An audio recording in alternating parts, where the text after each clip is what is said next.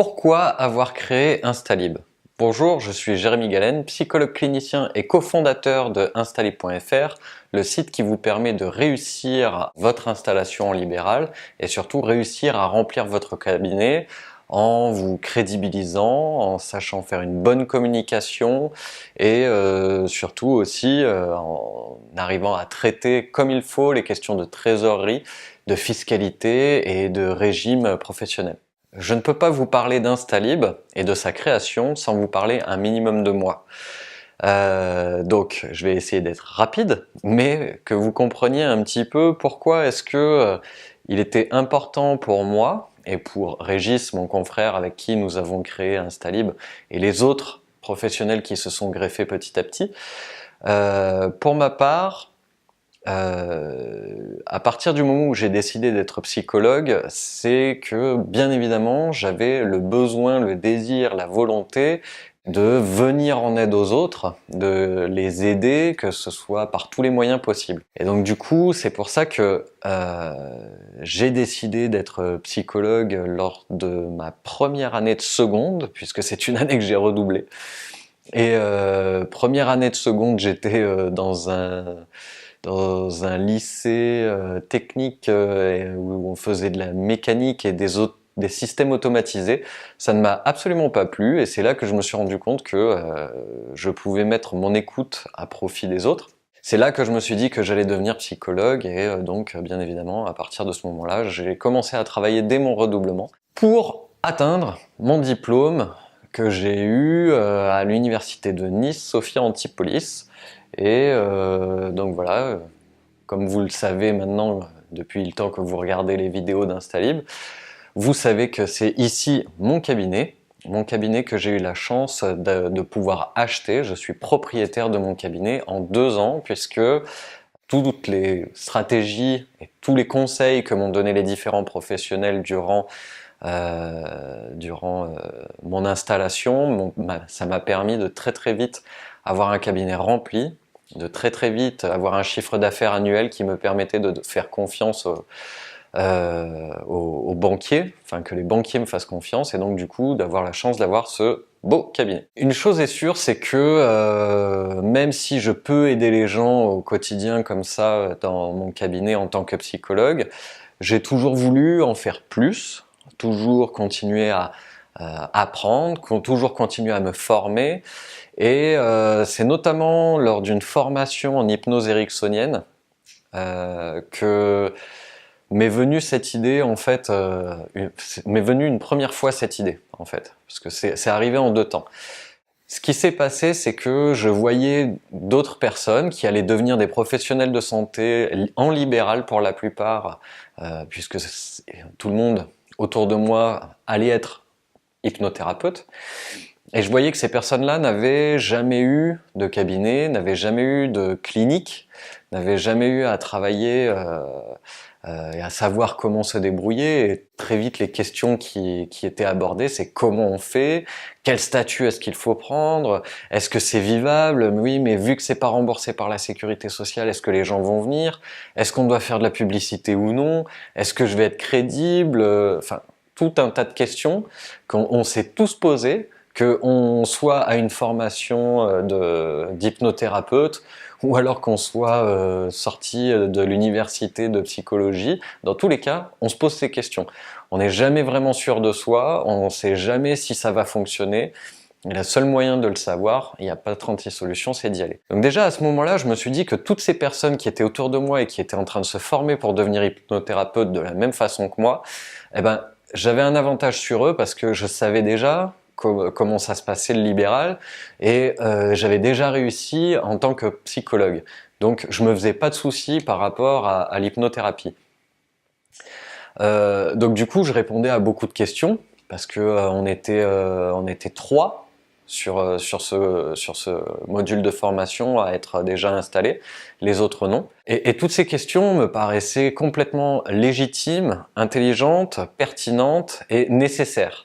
Autre chose, et c'est là véritablement qu'on s'est dit allez, là il faut que je crée quelque chose, et Régis, est-ce que tu veux faire ça avec moi, de créer une formation pour s'installer en libéral et pour réussir et pour ramener du monde dans son cabinet, c'est à partir du moment où j'ai commencé à discuter avec 2 amis psychologues sur Paris qui venaient de s'installer en libéral et qui vraiment étaient en grande difficulté, comme j'avais pu l'être au tout début.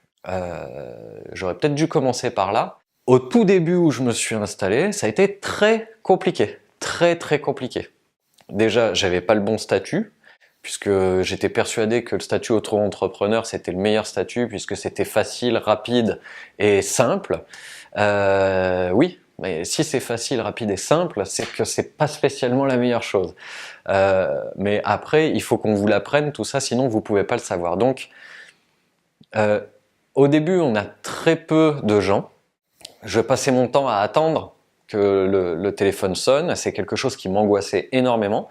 Il fallait bien évidemment que ça fonctionne, mon cabinet, puisque je venais de me marier, j'attendais un enfant. Du coup, il était vraiment primordial pour moi que le cabinet fonctionne. Et quand on fonctionnait avec l'ostéopathe chez qui j'étais locataire, je voyais que le midi il allait manger, et puis il allait manger avec d'autres professionnels à droite à gauche et tout, et je me disais mais comment c'est possible que eux ils arrivent à vivre de leur activité, moi non. Oui d'accord, eux ils sont installés depuis plus longtemps, mais bon je suis quelqu'un d'assez impatient, et il était terrible pour moi de voir que eux ça fonctionnait, qu'ils pouvaient aller au restaurant à midi, et moi c'était mon ami ostéopathe qui très gracieusement m'avait dit mais viens de changer les idées, ça va te faire du bien, c'est moi qui t'offre le repas.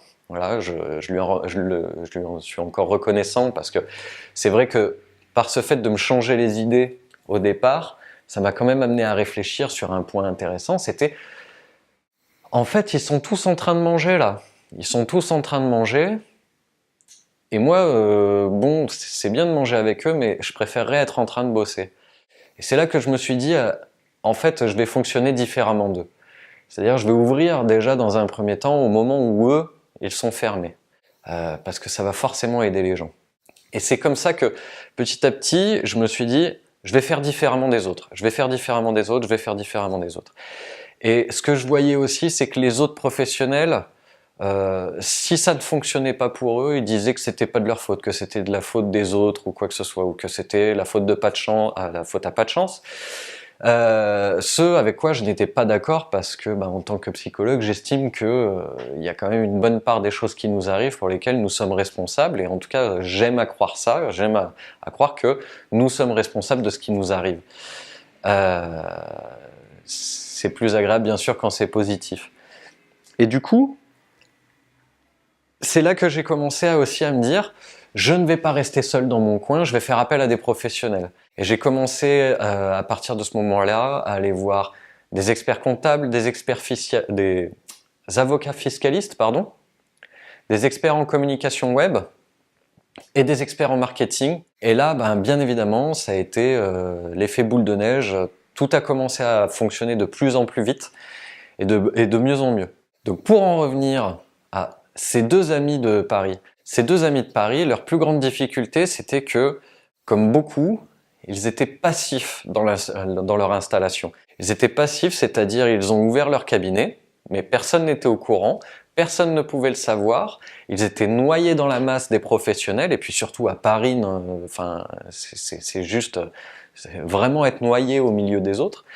Donc c'est là que ça a été très compliqué pour eux, et que du coup dans les conversations je voyais qu'ils étaient en réelle difficulté, en détresse, parce que même si contrairement à moi ils venaient pas de se marier et ils attendaient pas un enfant, leur situation était quand même critique.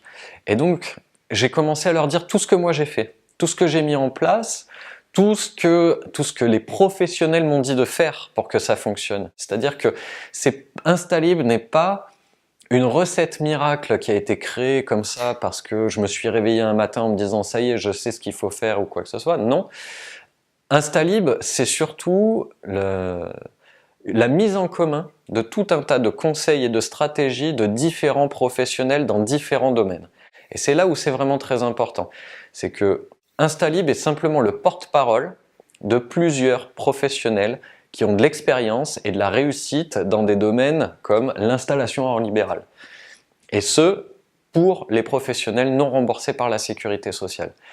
Donc, créer Instalib, ça a été avant tout une réponse à ces deux amis parisiens qui, à un moment donné, m'ont dit « mais c'est trop génial ce que tu racontes et en fait, il faudrait vraiment qu'il y ait quelqu'un qui puisse nous apprendre ça à la fac ou quoi que ce soit. » Et c'est là que je me suis dit « je vais les prendre au mot, ils ont raison et là, je peux encore aider des gens. » Alors, ce ne sera pas des patients comme d'habitude dans mon cabinet, ce sera d'autres collègues professionnels, qu'ils soient ostéopathes, sophrologues, graphologues ou hypnothérapeutes ou ce que vous voulez, du moment que c'est pas remboursé par la sécurité sociale.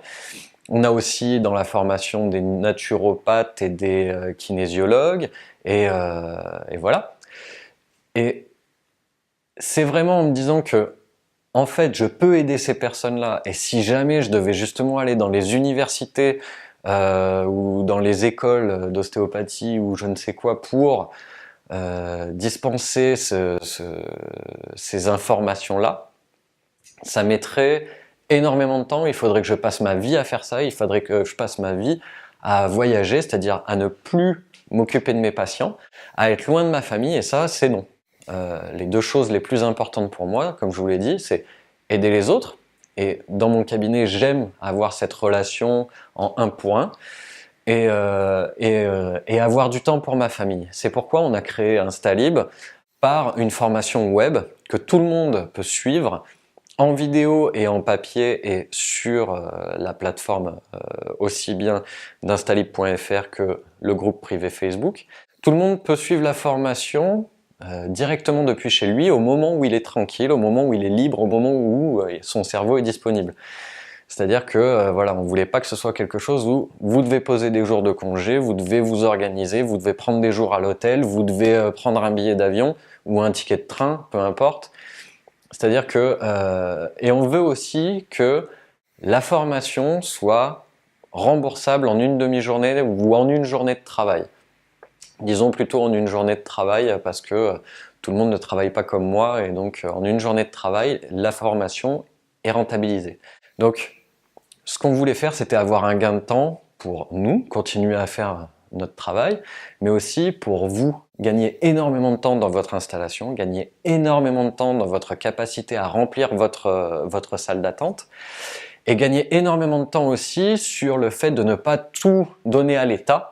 C'est-à-dire connaître immédiatement les meilleures stratégies, connaître immédiatement les meilleurs statuts, connaître tout ce qu'il vous faut pour avoir une fiscalité la plus basse, payer le moins de taxes possible et que le fruit de votre travail n'aille pas directement à l'État. Donc voilà, vous avez une idée un peu plus précise de comment s'est construit Instalib. C'est vraiment un travail d'équipe qui s'est fait autour d'une problématique de professionnels comme vous et moi, que j'ai pu rencontrer dans ma vie. Et aujourd'hui, avec mes 7 ans de libéral, je peux dire que toutes ces choses que je dis dans la formation me servent encore aujourd'hui 7 ans après. Donc j'ai eu véritablement 4 mois très difficiles au début de mon installation où je savais pas comment est-ce que j'allais boucler les fins de mois, je savais pas comment est-ce que j'allais payer le loyer du cabinet, alors me sortir un salaire, n'en parlons même pas. Mais à partir du moment où j'ai commencé à changer mon état d'esprit et à faire appel à plein de professionnels et le peu d'argent que je gagnais à directement aller voir des professionnels pour qu'ils m'aident, il y avait des retombées et c'est cet investissement-là qu'on vous propose avec Instalib. Donc n'hésitez pas, sous cette vidéo vous avez un lien sur lequel vous avez juste à cliquer, vous vous retrouverez sur le site instalib.fr et là vous renseignez votre prénom et votre adresse mail et on vous donnera déjà tout un tas de conseils gratuits et vous pouvez aussi vous inscrire, vous abonner à la chaîne YouTube. Je vous dis à très bientôt sur le site, au revoir.